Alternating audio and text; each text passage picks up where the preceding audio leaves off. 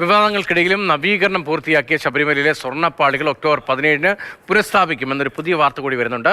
സ്വർണ്ണപ്പാളികൾ പുനഃസ്ഥാപിക്കാൻ ഹൈക്കോടതിയുടെ അനുമതി കിട്ടിയെന്ന് ദേവസ്വം ബോർഡ് അറിയിച്ചു. CK അഭിലാൽ വിവരങ്ങളുമായി വെച്ചിട്ടുണ്ട്. അഭിലാൽ, വിവാദങ്ങൾക്കിടയിലും നവീകരണം പൂർത്തിയാക്കിയ ശബരിമലയിലെ സ്വർണ്ണപ്പാളികൾ എന്ന് പറയുമ്പോൾ നേരത്തെ വിജയ് മല്യ സ്വർണ്ണപ്പാളിയാക്കിയതാണ്. അത് പക്ഷേ ഇപ്പോൾ ചെമ്പ് പൂശിയതാണ്. ചെമ്പിൽ സ്വർണം പൂശിയതാണ്. ആ സ്വർണം പൂശിയ പാളികളാണ് ഒക്ടോബർ 17-ന് വീണ്ടും സ്ഥാപിക്കുന്നത്. നവീകരണം പൂർത്തിയാക്കിയ പാളികൾ ഏതാനും ദിവസങ്ങൾക്ക് മുമ്പ് തന്നെ സന്നിധാനത്ത് തിരികെ എത്തിക്കുക, അത് ദേവസ്വം ബോർഡിന്റെ സന്നിധാനത്തെ സ്ട്രോങ് റൂമിൽ സൂക്ഷിക്കുകയും ചെയ്തിട്ടുണ്ട്.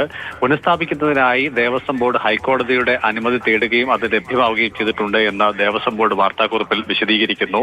തുലാമാസ പൂജകൾക്കായി ഈ മാസം 17-ാം തീയതി വൈകുന്നേരം 5 മണിക്കാണ് ക്ഷേത്ര നട തുറക്കുന്നത്.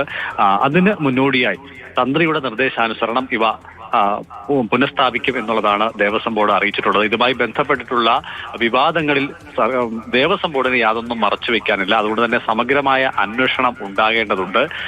ആഗോള അയ്യപ്പ സംഘവുമായി ബന്ധപ്പെട്ട വാർത്തകൾ വന്നു തുടങ്ങിയ ഘട്ടത്തിലാണ് അടിസ്ഥാനരഹിതമായ ആരോപണം ഉണ്ണികൃഷ്ണൻ പോറ്റി ഉന്നയിച്ചത്.